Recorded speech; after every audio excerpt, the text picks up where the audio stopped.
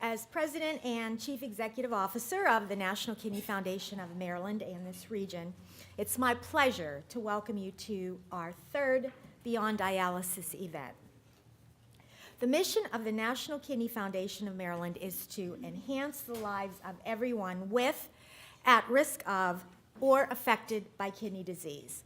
The event today is designed to help you gain knowledge and self-empowerment so that you can be in control of kidney disease instead of allowing it to control you. On any given day in Maryland, there are about 2,200 Marylanders who are awaiting a kidney transplant. Even more staggering is on any given day in Maryland, about 9,300 individuals are on dialysis. The National Kidney Foundation of Maryland conducts over 1,500 free screenings each year in Maryland and in the Delaware regions as well, so that individuals at risk for kidney disease can know their numbers. What numbers am I talking about? Not your lottery numbers, but I'm talking about your blood pressure numbers, your blood glucose numbers, and your creatinine numbers. 3 numbers that you need to know and are very important for you. Knowing these numbers is knowledge, and knowledge is power.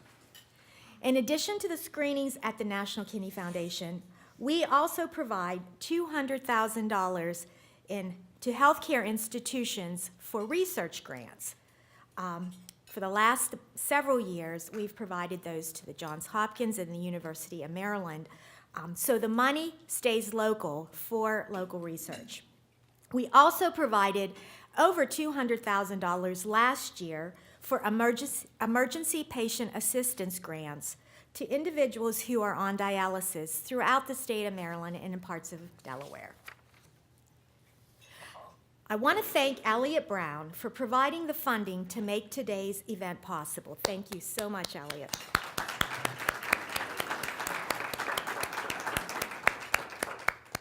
I know that you will find today's event to be both educational and empowering, because as I just mentioned, knowledge is power. So now it is my pleasure to introduce to you today's keynote speaker, Dr. John Swanson III, who is the Chief of Transplant Surgery at Christiana Care Health System. I'm going to talk today a little bit about this problem, which is, if you've seen any transplant talk, is our growing waiting list that we see in our from the United Network for Organ Sharing. Those bottom lines down below are the numbers of transplants we do. They're sort of leveled off, so this list continues to grow. And so I thought it might be kind of an idea to give you an idea of what we're trying to do to make your wait shorter or help you with this cause. So the first thing we can all do is encourage everyone we know, our family, our friends, talk about our situation, particularly people in this room, is be an organ donor, all right? One donor can save 8 lives from people who receive solid organ transplants, but then there's another 50 people who can benefit from potential life-improving tissue transplant. So be an organ donor. Next. So I'll outline what we're going to do is I'm going to let you know what we've kind of done to help improve the situation now to allocate kidneys. I'm going to talk to you a little bit about how some things we've done to increase the donor pool, if you will. And then I'm going to talk to you a little bit about the future. It's kind of cool because I was just at a conference where things are coming closer to that scientific thing than we thought. Now, the last parts will be a little bit technical. There'll be some things on there you'll gloss over and you won't have any idea what they are, but that's okay because we're going to talk about concepts and you and I are going to talk about it. So we'll sort that out. But you got to know what these terms are, so if this comes down the pike, you know what your options are. Go ahead. What did we do before? So we had this, what we just called a deceased donor dichotomy. So if you were a donor, how the pool was allocated, people can raise their hands if they were through this system. You were a standard criteria donor if you were under 60. You were expanded criteria donor, extended criteria if you were over 60 or had one of those factors, history of hypertension, history of death by a stroke, or terminal creatinine greater than 1.5, and you were 50 or older. So that was sort of how we allocated kidneys. And you consented for those older donor kidneys because they didn't have as good a survival in the long term. Provided time off dialysis and sufficient time in the right patients, but not as much as a standard criteria donor. Okay? And so it really came down to ultimately was just time was the major factor for our ability to allocate these organs. Some benefit from really good tissue matching, okay? And benefits to the highest levels of sensitization. So we can make antibodies against things. Antibodies are proteins in our body that either are good or bad. They either help us fight a virus or they can cause a bad reaction, okay? People with lupus might know about antibodies. But they can also affect a kidney, so they are used to try to reject kidneys as well, okay? And so one of the ways that we can develop or see foreign tissue before getting a transplant even is women who are pregnant. This might affect a husband to a wife donation, a living donation. Prior transfusions, that's why when a person has chronic kidney disease, they have to be careful. Transfusions might be necessary, they might be life-giving, but you have to be careful and you have to let your transplant center know that this is happening because this could lead to sensitization and making it more difficult to get a transplant. And the other way is a prior transplant, of course. Go ahead. So why do we want to change kidney allocation? We actually had kind of a high discard rate because if in a certain area patients were not suitable for this particular donor, we didn't have a system for really allocating them well in a regional or national standpoint. Various areas around the country had a lot of variability. Some had a lot of donors, some didn't have it, and so people were waiting at different times throughout the system. There was unrealized graft years because every kidney went into whoever was next, sort of like a lottery, and whoever was the winner got it. Whereas we didn't see some benefit of potentially using a 20-year-old donor kidney in a 20-year-old recipient so we could get the maximum life benefit from it. And then there was unnecessary high retransplant rates because, again, we were putting kidneys into patients who needed a better kidney out of the gate. Go ahead. So one of the things we wanted to do is we wanted to make the most of every kidney that we had, and without diminishing access to the best of our ability, promoting longest-term graft survival possible so we wouldn't have to retransplant people. Every kidney transplant that's given has a half-life. It doesn't last forever, okay? Some do, but most don't. And so you have to look into that situation with each donor type having a different half-life. How long do half of those kidneys last? So you want to, and then we want to improve our efficiency by, you'll see I'll talk about a system that we as the transplant surgeons is applied to each donor every time they come, and it makes it easier for us to make decisions. Next. And again, that's sort of the same idea, getting good data on each donor that's available so that we can make sure that we get it placed in the right patients. All right, and so what we did is we changed things. So we don't have that SCR, that's the standard criteria donor and expanded criteria donor anymore. We now have something called the Kidney Donor Profile Index, which I'll talk about. So we wanted to add longevity matching. So we wanted to make sure that there was some benefit to giving children or younger people access to younger donors so that they could get that maximum long-term survival and also get the most out of each kidney available. These patients who are sensitized, many times not to their own fault, but it's very difficult then for them to get a transplant because these antibodies, if they reacted against something else, if they put a new kidney in there, those would cause what's called acute rejection or cause a significant graft loss of the kidney. Now it goes back where we used to say whenever you came to a transplant center and got listed, that was your start time on dialysis, or start time of your kidney time. Now it actually goes back to your time of dialysis. So people who have been sort of on the fence, not really sure about what they wanted to do, been on dialysis, and then they come to us, now what happens is it reflects back to their time on dialysis. So they get that benefit as well. More reflects their exposure to chronic kidney disease. There's something interesting I'll talk to you about, a way we can actually give B blood type recipients who have to wait sometimes the longest because there's so few of them, but also so few donors. We have some hope for them based on science and not based on magic. Anyway, some of those other things are more of a programmatic issue. Okay? So this is what this is. And so what they did is they put in a massive computer somewhere. Actually, it's in Richmond, Virginia. But they looked at all the variables, all the things that they determined could make a kidney survive or not survive, and what would have the most impact. And so when they put all this into the computer, they thought it was going to be a number of things, but what it came out to is those 10 things listed there. Big surprise, donor age, the donor size, ethnicity, history of hypertension, history of diabetes, all those things are factored in now, and we get a score. And on the left side of the screen, so it's 0 is an unfortunate 20-year-old perfect donor, and 100% is a more mature, or a patient with more factors on that side, and that is the least long-term survival. So you can see 0, survival is on the left, and it drops off as we go down the scale. And what we have to do is look at these patients to see, each patient to see what is their need. Do they need 10, 15 years like a 20-year-old? Do they need several years off dialysis like a more mature recipient? So these are kind of the factors that we get and helps us determine quickly in the middle of the night what these scores are. Go ahead. So again, the other way we looked at is not only does each donor have a score, but each recipient has a score too.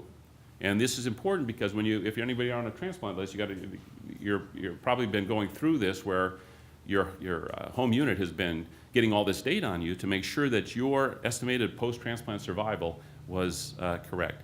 It's based on your age, your time on dialysis, prior organ transplant, and your diabetes status. And again, we always look at the lower end for some reason, but the recipients who have the lowest scores might be a 18-year-old who has glomerulonephritis or something like that. No other real major issues, would be at the lower end of these scores, but then what would happen ultimately is he would be likely to get the 20-year-old donor. So that again, he could have 10 to 15 years of survival as opposed to 5 to 7, okay? And so what happens is ultimately is we get all these things, and so they've broken it down to a score of 0 to 20%, 20 to 35%, 35 to 85%, and 85 and beyond. And that older donor kidney, that expanded criteria donor kidney, is now equated to this 85% or greater, okay? So those patients are, now again, you must consent to agree to these because there will be that diminished survival that you saw, but it may be enough to get a good time off dialysis and reset the cycle, if you will, of chronic kidney disease. But anyway, amongst all these things, everybody talks about how many points did you have. Points are different than this score, and points are allocated based on the usual factors, time on list, that type of thing. Go ahead. All right. So we've always done it this way. We've had some situations where previous living donors have gone on to develop kidney failure. Those patients always have gotten priority to get, if they've given up their kidney, they're going to get some benefit at the end if they unfortunate enough to develop kidney failure. Pediatric donors, they always get extra benefit. For any donor under 35%, they get extra points because they do very poorly on dialysis. And there's still some benefit for having this good matching. Go ahead. But, so this is where the really key thing is that anyone can get transplanted if their creatinine clearance, so remember creatinine goes up, creatinine clearance goes down. So think of it as a percentage again. It's not really, but think of it that way. If your kidney function is 20% of normal or less, you can actually get listed for a transplant, okay? So keep that in mind. It's probably better to do it a little bit earlier, and I'll talk a little bit more about that. But now what's happened is we used to call that listing time, and that was our time for points on the scale. Again, this has now been changed so that it goes back to dialysis time, okay? These sensitized candidates, very difficult for them to get kidneys because of that potential that they've already got these antibodies, it'll cause a positive cross-match or inability to get that new kidney. So from that standpoint, what happens is we used to just go if they were 80% or higher, so a really high score. But now what we found out is that we want to help benefit patients in general from that standpoint. So if you have a score 20% or higher, you actually get points. Go ahead. All right. Oop, it looks like we missed a point here. But anyway, so that will dramatically affect the score that you get when it comes to getting an offer. Now again, these are for offers. It still matters that even though they're getting these offers, they still have to have the tissue typing. They have to look at their blood, compare it to the donor's tissues, make sure that's a negative cross-match. but at least it gives them offers, and that 100%, those patients that are almost impossible to transplant locally now can be transplanted because it's a national share. So instead of 10 million people in our area, the Philadelphia area, or whatever it is, it's now 330 million Americans who are potentially donating to this person, all right? So it improves their chances of getting transplanted. So one of the things that occurs, again, though, we talked about, well, gee, it's just dialysis time, who really cares if I get listed? But if you are not yet on dialysis and have chronic kidney disease, it's still very important for you to get listed as soon as you can, because listing today still counts for your points, even though you're not on dialysis. So when you if you got listed today based on your creatinine clearance, it would not be affected if you started dialysis in a year. Then you wouldn't go backwards. It would stay to that point of listing. So it's still important that you get listed. And the key is that there may be factors that you have to get taken care of that you want to do while you're not yet on dialysis. You can still get offers from kidneys. Some people can get, even on the deceased donor list, can get a preemptive transplant before they start dialysis. The other point is you come to a transplant center, you all of a sudden start looking for potential living donors. So that's a benefit as well. Okay. And again, so actually, we can't list you till you're 20, but in our center, we would just soon see you when your creatinine clearance is 2025. So it's a little bit higher. So we have plenty of time to think about what we have to do. Initiating weight loss issues, smoking cessation. Those kind of things can all be done and counseled as needed and done as soon as possible. Okay? Now here's that situation where these patients get an exponential number of points if they are highly sensitized. Okay? All right, go ahead. Yes, okay. This is kind of an interesting thing I was telling you about. Everybody says, well, I'm a blood type B, so I got to get a blood type B. Well, that's not necessarily true. Remember from freshman biology that O is the universal donor, right? So in our transplant world, we have to match the AB, we have to be compatible with the blood type, because those factors are on all the cells of your body, not just the blood cells. So you have to have that compatibility. Not only that, you have to have you have something we call the tissue typing we were just talking about. There's factors on our cells that tell our immune system not to attack us, because that's us, all right? And that's called the HLA, and that's another factor that has to be matched as well, okay? But in this case, what we were able to do, so O's can donate to anyone, ABs can receive from anyone, okay? And in this case, what we can do is sometimes people with A blood type, about 20% of them, have very low numbers of A factors on their cells. And if a person with B blood type has low amounts of anti-A antibody, that's how that works, that's the definition, that patient can be safely transplanted without a significant change in their immune suppression. So this is a new policy that's out now. It's called the A2 or A2 to B recipients. So if you are a B blood type, think about looking into this, because this could be a significant change in the way your kidney is allocated, or the kidneys that you are offered, because there are so many more A donors. Next. Go ahead, that's fine. And so what we're really hoping to do with all these efforts is to gain more time, and with what's proposed, we're hoping that we can get at least this much time added, what we call life years. That's a statistician's great hope for what we can do for a population of people. But overall, for each person, we're hoping that we can gain them a better transplant experience. Improving access for moderately and very highly sensitized patients so that they can actually have some hope, okay, that they can get transplanted. And we want to distribute equal between ethnicities, between genders, between in our regions, so that everybody gets an equal chance for transplant in the country.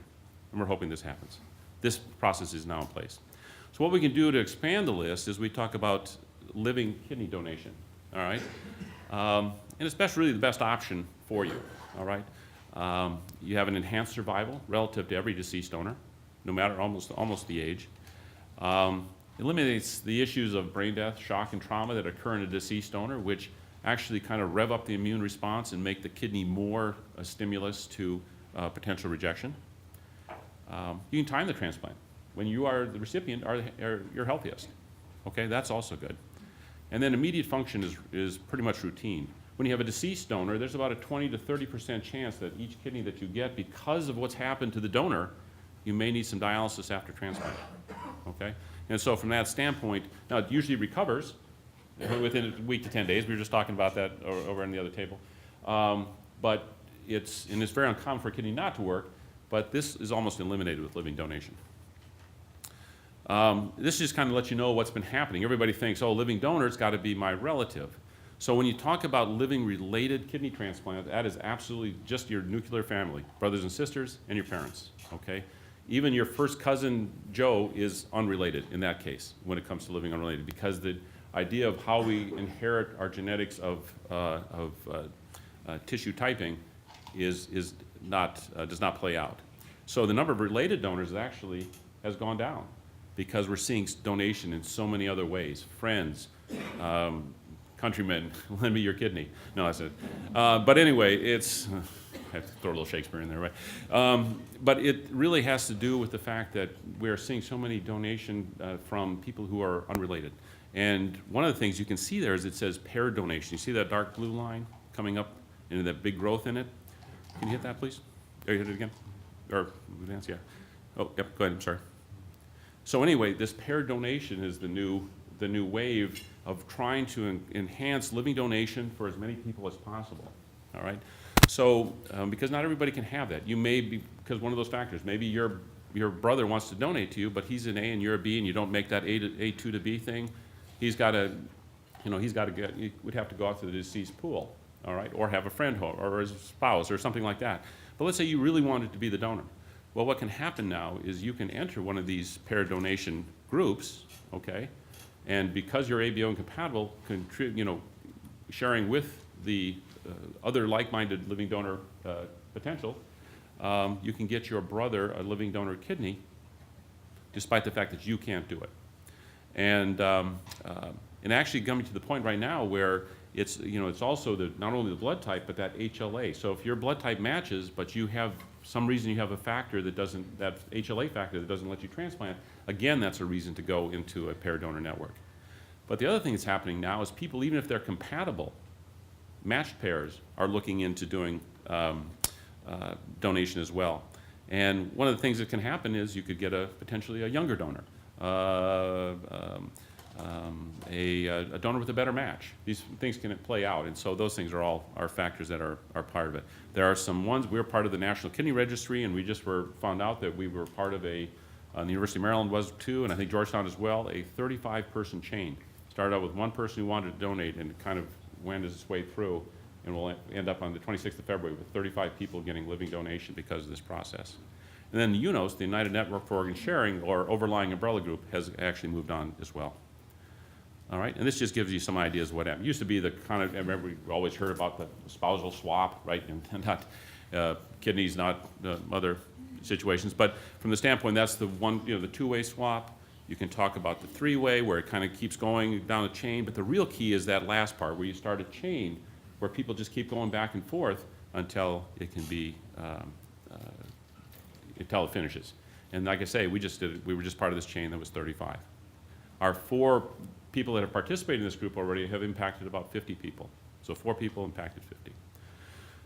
So again, those are things that we can do now, but what about the world of the future, all right? So it would be nice if everybody donated. It would be nice if we could do all these living donors and get everything taken care of, but our list still grows, and we see that. So an artificial kidney is a medical device which performs the function of a missing or damaged kidney, filtering the blood to remove waste products, and returning purified blood to the body. Doesn't that sound like dialysis? Okay, that's sort of what it is, but we want to make it so you don't have to go to a center. Next. So now they've come up with this one. Essentially, it's a dialysis machine that you wear. I don't know if anybody heard about it. It's actually coming out now. It's a wearable artificial kidney. And so I think ultimately what you really have to do is just take a look at it. Go ahead.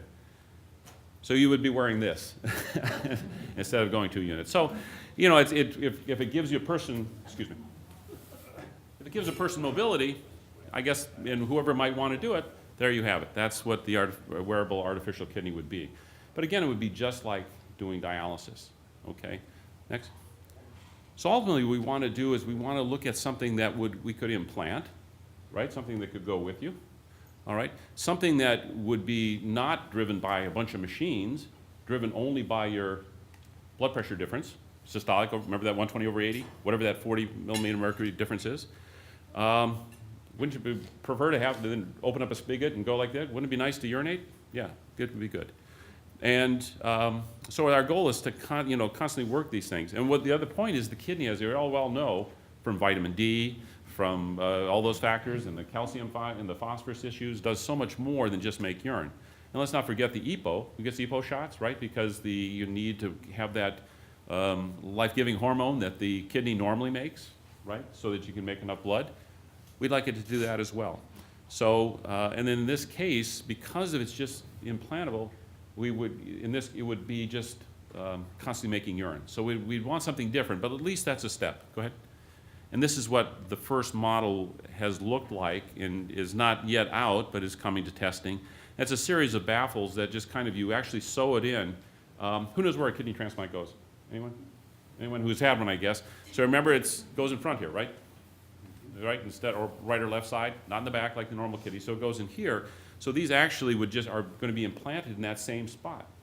So again, that the drainage would go easily to the bladder. But this, okay, go ahead. But it doesn't really meet all our requirements. So what's been happening now is very interesting, because it's probably coming to testing in a clinic near you in 2017. But there's a bioartificial kidney that was created, if you will, and it's a renal tubular cyst device. And it's like a huge dialysis machine, but it actually has human kidney cells in it to help modify the ultrafiltrate. So it's not like you're making urine and not just making water to come out. And so unfortunately, though, this thing was like a dialysis machine. It had a big vent and line so that it would work and everything like that. So what happened is, now with the new technology, all right, this is where it's going to get a little bit technical, but anyway, with new technology, we want to make sure that we can use it to our best ability, make things smaller, okay? And so what's happened now, and I actually had a chance, it was this recent meeting, and I met one of the co-inventors of this. He was presenting, and it's using the idea of, people heard of nanotechnology, where everything's very small, like a billionth of a meter, right? So it's very small, so they can stretch these carbon tubes to the point that they mimic kidney tubules. So it's almost to the same point that it's that standard. Looking at using chip technology to make humanized chips that will make urine, not just water. Interestingly enough, though, and so because you're using these cells, they're placed into a chamber that is isolated, if you will, or privileged from our immune system, so they can actually, you don't need to take immune suppression with it. So it has some I was very thrilled to hear about all this. Go ahead, next. Having dealt with kidney failure for a number of times. So anyway, you have the one that's the hemofilter, and that's essentially like the dialysis machine, but instead of by a pump, again, it's driven by the difference in your blood pressure, okay? And so what happens is, by doing this, stretching these tubes and making them just like in your normal kidney, it doesn't leak protein, doesn't leak albumin, just like your kidney shouldn't do.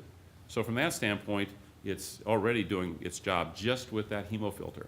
But then you put in these cells, human tubular cells, which then create urine. And they also will probably have an impact on vitamin D. So that might improve that situation. Now, we can give EPO. We've been doing it ever since I started back in '89. There's some E. coli in New Jersey that are making your EPO as we speak.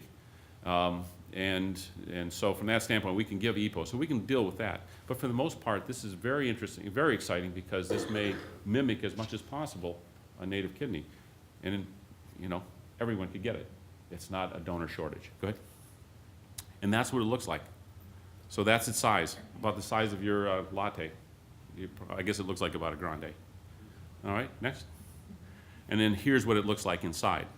So to the left is the hemofilter, and to the right is the biochamber. And again, it looks just like if you open up your computer, it looks like a computer disk inside. Next.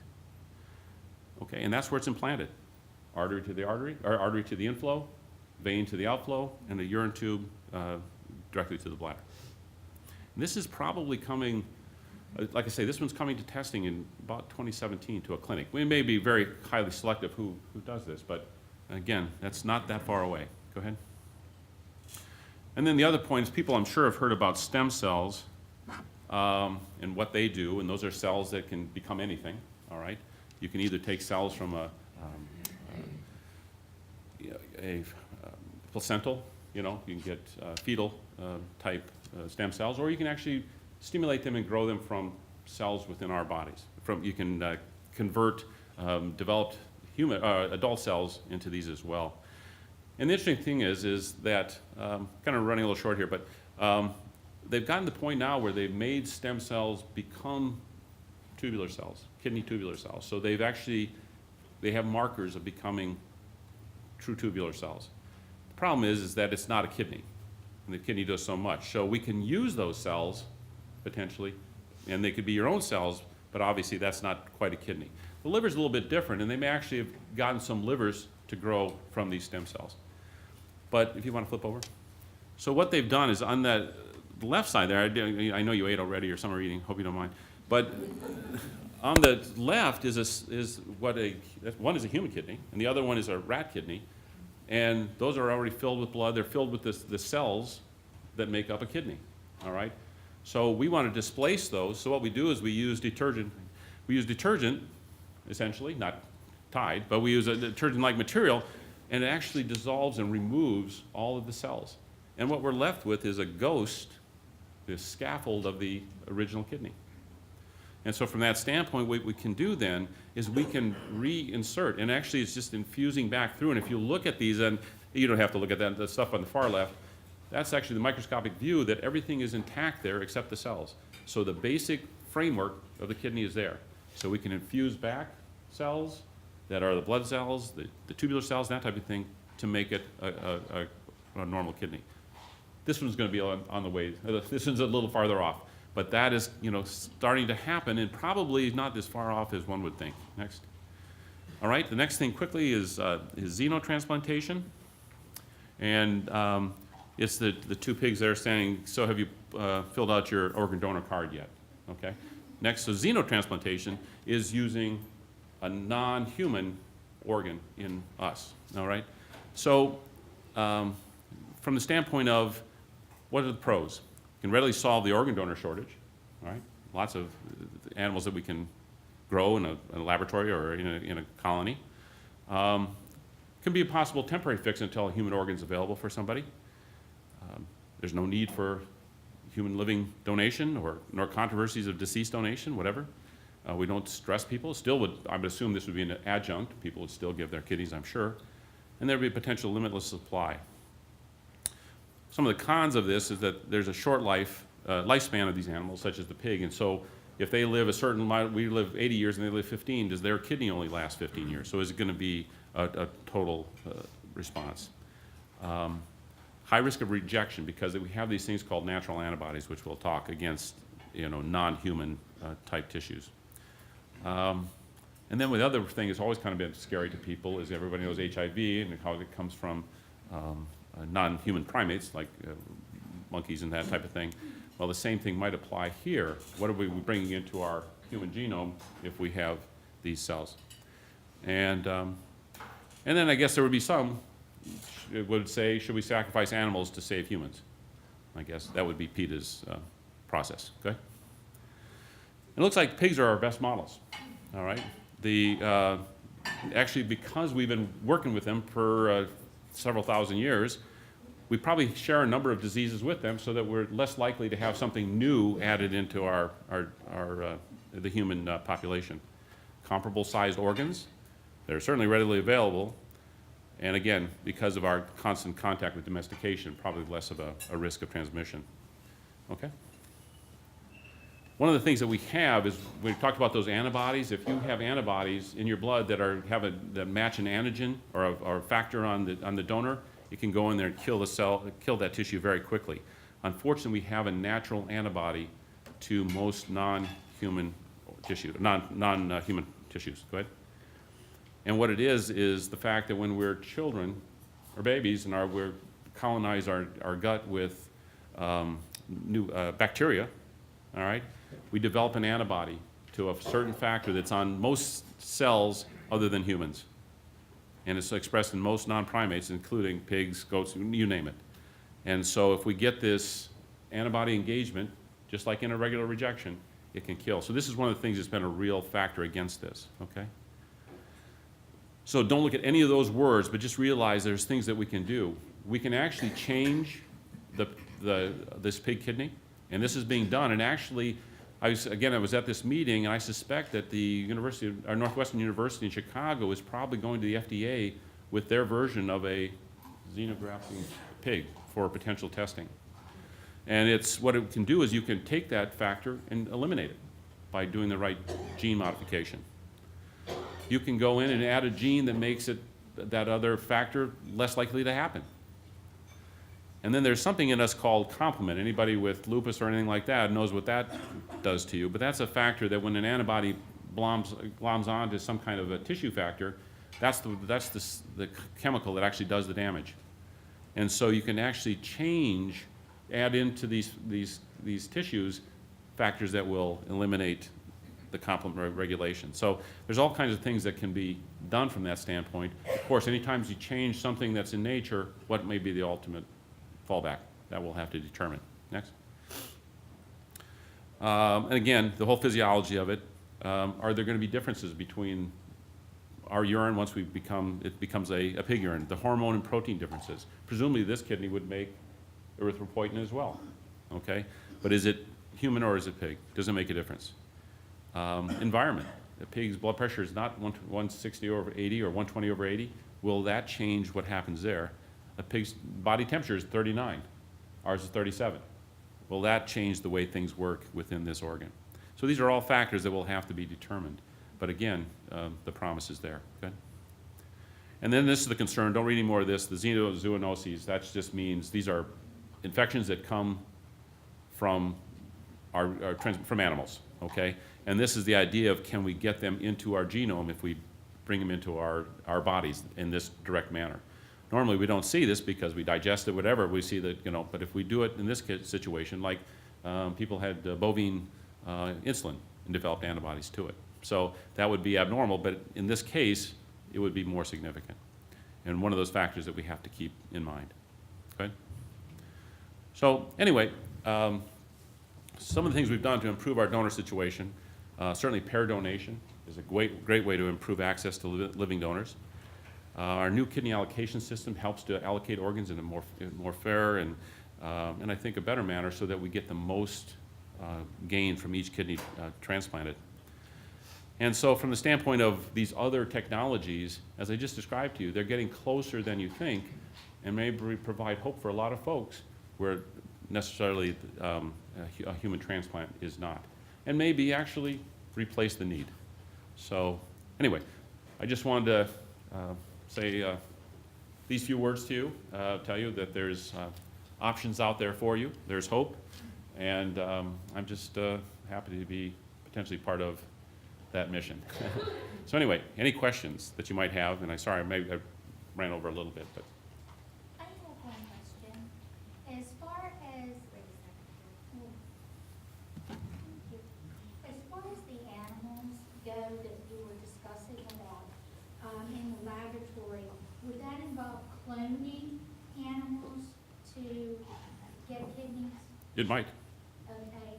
And one other question, as far as the implant goes, which looks very promising, would that give you the same creatinine clearance as, your own kidney? Like whether it would be 1.0 or below, or would it only give you like a 70% clearance like dialysis?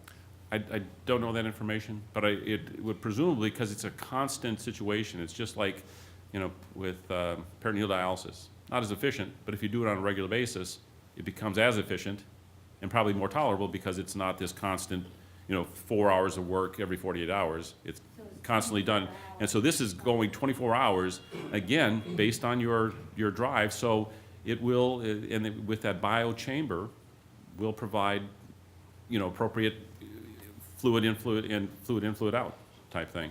So it will be more like urine than just exudate. But I'm not exactly totally clear about, I know what you're asking, and that's probably coming down the pike. Like I say, 2017, looks like we'll go to clinical trial.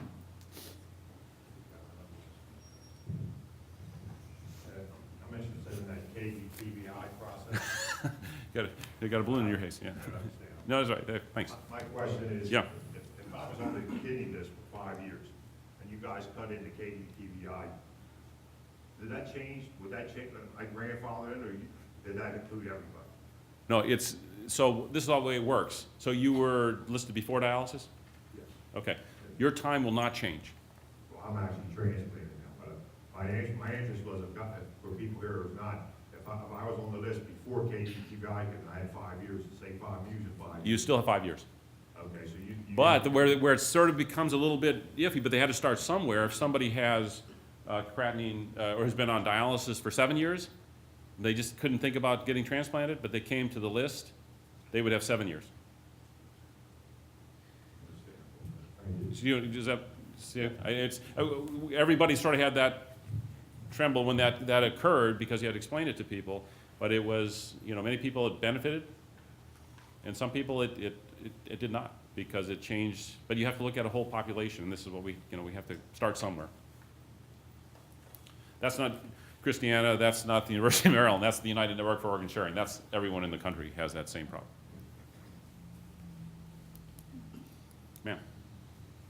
Why do people get offers before all the tests have been done? Because it just gets their hopes up, and then they're not a match, and I'm not sure. What the question was is, why do we give offers to patients before all the information is known? Well, most information is known. You're going to make your decision. This KDPI thing is all done. That's how the offer is made to you now, at least, or even before. We knew a lot of stuff about the donor before we made offers to patients. All right? So what happens is you kind of get a feel for where you are, in the queue, if you will, and it certainly is a lottery. So people are at the top. People are at the there's 2 kidneys potentially, or maybe 1 kidney's going off with a pancreas somewhere, so you get only 1 kidney to the kidney-only patients. So that person will, you got 2 kidneys, let's say, all right? But what happens is, the list is hard to manage. People are on the dialysis for a long time, or on the list for a long time, so you try your best you can, but let's say that these 2 patients, you get a hold of them finally, and they're, there's 2 sick. Well, then we move down again. So everybody, what we try to do is put out as many offers as possible to get, 1 to 3, 4, 5 patients to back up each kidney. So every offer should be clearly, you should ask, am I the primary or am I a backup? And I liken it to sort of like a roller coaster ride, and you're in the queue for this kidney, but you weren't a primary. And it keeps going, and finally that happens. But so it's unfortunate that happens, because it is very difficult to be a recipient now because of all these things. But we get I'm sure you deal with the same thing in Maryland, where you get, through the new system, you get all the offers. Every kidney that's offered, it comes to you, whether you're top of the list or not. But they want to make sure that everybody gets allocated, the organs get allocated as quickly as possible, so that they're not on ice too long. Because every kidney gets cooled, even if it's a living donor cooled. So you want to get the situation off. So it's better to have everybody queued up, everybody doing their cross matches we can do before the organs are even recovered, so that we can eliminate or limit the amount of cold time. So it gets very difficult because you're in this process. But I would encourage everybody who's on a list right now, if you're getting an offer, say, am I primary, or what's the story? And then we'll give the best of our ability.